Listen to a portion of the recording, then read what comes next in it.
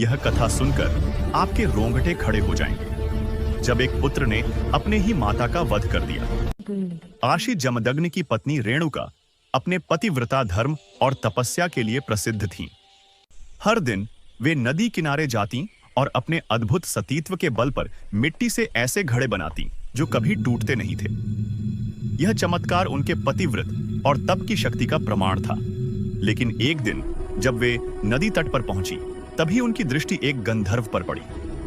क्षण भर के लिए उनके मन में आकर्षण की लहर उठी। उसी पल उनका सतीत्व बल नष्ट हो गया।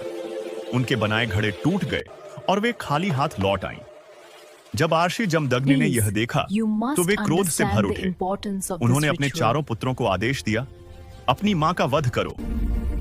चारों पुत्र पिता की आज्ञा को अस्वीकार कर बैठे। परिणाम स्वरूप उन्हें शाप मिला। फिर बारी आई सबसे छोटे पुत्र परशुराम की। उन्होंने बिना एक क्षण भी सोचे पिता की आज्ञा का पालन किया और अपनी ही मां का वध कर दिया। आर्षि जमदग्नि प्रसन्न हुए। उन्होंने कहा, वर मांगो पुत्र। परशुराम ने सिर झुकाकर कहा, माता को पुनः जीवित कर दीजिए। और उनकी बात सुनते ही मां रेणुका पुनः जीवन को प्राप्त हुई। यह कथा परशुराम की अटूट आज्ञाकारिता और रेणुका की अमर पतिव्रता शक्ति का अद्भुत संगम है, जो आज भी श्रद्धा और भक्ति का प्रतीक है।